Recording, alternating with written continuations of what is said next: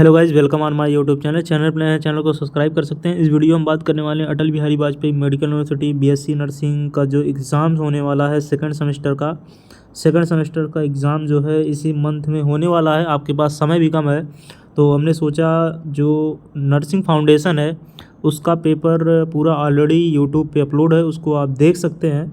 Playlist है, तो playlist पे जाके वहाँ पे जो है प्लेलिस्ट में जाके देख सकते हैं। इस वीडियो में बायोकेमिस्ट्री के इम्पॉर्टेंट क्वेश्चन और इम्पॉर्टेंट टॉपिक के बारे में बात करेंगे जो हमने पढ़ा हुआ था। तो ये टॉपिक आपको भी पढ़ लेना चाहिए, इम्पॉर्टेंट टॉपिक्स हैं, इसको आपको कवर कर लेना चाहिए। ये टॉपिक्स हैं केजीएमयू के प्रीवियस ईयर क्वेश्चन पेपर हैं, अटल बिहारी वाजपेयी के भी प्रीवियस ईयर के क्वेश्चन पेपर ये टॉपिक कंटेंट करता है। अटल बिहारी के जो पेपर हुए थे 2021 बैच वाले पेपर सेकंड सेमेस्टर के, तो वो भी आपको मिल जाएंगे, जो है उसको भी हम डिस्कस कर देंगे। और बाकी ये पहले के क्वेश्चन पेपर हैं अटल बिहारी के 20 के जो पेपर हेल्ड हुए थे 20 बैच के बायोकेमिस्ट्री और नर्सिंग फाउंडेशन वगैरह के, तो ये पेपर है। तो 21 बैच का वो ऑलरेडी जो है वो टॉपिक्स हमने लगभग 70 टॉपिक कवर किया हुआ है, तो उसकी प्लेलिस्ट है, तो वहाँ आप जाके देख लीजिए। इम्पॉर्टेंट है इसलिए हम उसकी तरफ इशारा कर रहे हैं, उसको आप एक बार देख लीजिए, क्योंकि दोबारा वीडियो नर्सिंग फाउंडेशन पे नहीं बनेगी, इसलिए हमारी वीडियो में बता रहे हैं कि उसको देख लीजिए। बाकी इस वीडियो हम कवर करने जा रहे हैं बायोकेमिस्ट्री में लगभग 45 टॉपिक हैं। इस टॉपिक को एक एक करके आइए हम सारी टॉपिक देख लेते हैं। बायोकेमिस्ट्री तो इसका हालांकि नोट्स भी है हमारे पास, लेकिन नोट्स जो है मिल पाना थोड़ा सा मुश्किल है। और लेकिन आप लोग ये ज़रूर टॉपिक एक बार पढ़ लीजिए, कहीं ना कहीं से आप पढ़ लीजिए, क्योंकि नोट्स थोड़ा सा ज़्यादा इधर उधर उसमें हो गया है और चीज़ें जो है पढ़ने का सिस्टमेटिक तरीका हमारा अलग है, इसलिए आपको ये खुद पढ़ना पड़ेगा। जो आप लोग अपने नोट्स देख लीजिए, बस ये एक बार आप पढ़ लीजिए। अगर ये क्वेश्चंस आ रहे हैं रिपीट कर रहे हैं तो गलती ना हो, इसलिए प्रीवियस ईयर क्वेश्चन लगा के जाना काफ़ी इंपॉर्टेंट होता है। अगर इतना आप लगा ले रहे हैं तो आप पूरा सिलेबस भी कवर कर लें, क्योंकि मैक्सिमम चीज़ें आ चुकी हैं और प्रीवियस ईयर के क्वेश्चंस में वो आपको जो है एक बार ज़रूर देख लेनी चाहिए। यूरिया साइकिल इंपॉर्टेंट है। इसके बाद लिपोप्रोटीन एंड फंक्शन ये भी पूछा हुआ था। Gout disease, glycogen storage disease जो जीएसडी है, ये भी इंपॉर्टेंट है वेरी। ये आप देख लेंगे 5 नंबर और 10 नंबर में कंटेंट देख लेंगे। ये कंटेंट आप जो है कम से कम 5 नंबर 10 नंबर में देख लेंगे, आता है, क्योंकि ग्लाइकोजन साइकिल हो गया, यूरिया साइकिल हो गई, इसके बाद टीसीए साइकिल हो गई, ये साइकिल वगैरह पूछती हैं और पूछने का तरीका भी इनका जो होता है वो 10-10 नंबर में होता है, इसलिए आप ये चीज़ें पढ़ लेंगे। और वेरी हो गया, नेम ऑफ कीटोन बॉडीज़ हो गया, तो यहाँ पे आपको कीटोन बॉडीज़ का नाम ही नहीं लिखना है, कीटोन बॉडीज़ के बारे में भी लिखना है। फ्लोरोसिस हो गया, what is the cell transport mechanism of cell membrane. Essential amino acid non essential amino acid दोनों इंपॉर्टेंट है, इसलिए आप दोनों पढ़ लेंगे। डेनेचुरेशन ऑफ प्रोटीन का डेनेचुरेशन क्या होता है। बी कॉम्प्लेक्स विटामिन के बारे में आप पढ़ लेंगे। बी कॉम्प्लेक्स विटामिन नहीं, विटामिन प्रोटीन हो गया, फैट हो गया और कार्बोहाइड्रेट वगैरह, ये सब तो चीज़ें आप पढ़ ही लेंगे। बाकी beta oxidation of fatty acid ये इंपॉर्टेंट है, beta oxidation of fatty acid, अभी आपको सारी चीज़ें इसमें मिलेंगी। Function of DNA and RNA. Vandenberg test, ये वेंडेनबर्ग टेस्ट एक ही बार आया था, अगर पढ़ना ना चाहें तो ना पढ़ें, कोई इंपॉर्टेंट नहीं है। Beta oxidation of fatty acid बहुत इंपॉर्टेंट है। Buffer system and their role in acid base balance, ये भी आया हुआ क्वेश्चन है। Acidosis alkalosis, metabolic acidosis, respiratory alkalosis, ये आप पढ़ लेंगे। जो है एसिडोसिस एल्कोलोसिस के बारे में आप डिटेल में थोड़ा सा पढ़ लेंगे तो आपके लिए सही होगा। अगर क्वेश्चन रिपीट भी मान लो कर देता है, वही क्वेश्चन मान लीजिए 3 नंबर पूछ लेता है, वही क्वेश्चन 10 नंबर पूछ लेता है, तो अगर आपको आता रहेगा तो वही जो है आप कर देंगे तो सही रहेगा। HLA typing and it's classification, HLA typing के बारे में आप पढ़ लेंगे। Non essential amino acid, essential amino acid, non essential amino acid difference भी आ जाता है और अलग से भी पूछ लेता है, तो इसलिए नॉन एसेंशियल एसेंशियल के जो है आप नाम याद कर लेंगे। Differentiate between eukaryote and prokaryote पूछ लेता है कभी काल, यूकैरियोट प्रोकैरियोट के बीच में डिफरेंस क्या होता है, पूछा हुआ भी। ये सारे क्वेश्चन रिपीटेड क्वेश्चन हैं, जो है कई बार रिपीट भी किए हुए हैं और कई बार पूछे भी हैं कि जेएमयू के रिसेंट के एग्ज़ाम में, जो कि होता है आपको पता होगा। यूनिवर्सिटी जो है इनडायरेक्टली अभी जो है वहीं से गवर्न हो रही है, अभी यूनिवर्सिटी का कोई अपना फंक्शन नहीं है, इसलिए थोड़ा सा आपको ध्यान देना पड़ेगा इस पेपर के ऊपर और KGMU के प्रीवियस ईयर क्वेश्चन पेपर के ऊपर। डाइसेक्राइड, मोनोसेक्राइड, हेट्रोसेक्राइड, ये भी आप पढ़ लेंगे, डाई, मोनो और हेट्रो।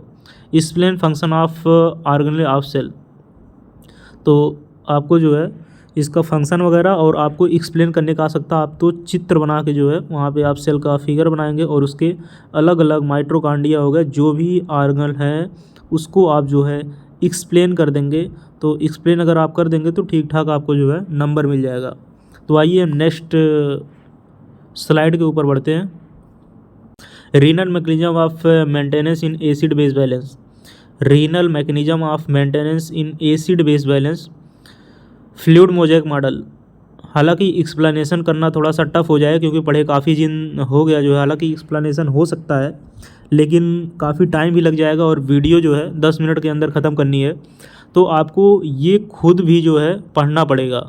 आप खुद के नोट्स में या गूगल पे सारी चीज़ें मिल जाएंगी। आप जो है तो स्लाइड शेयर से आप पढ़ सकते हैं या डायरेक्ट जो है किसी वेबसाइट पर जाके जो है आप ये चीज़ें देख सकते हैं। इसके बारे में आपको पता होना चाहिए।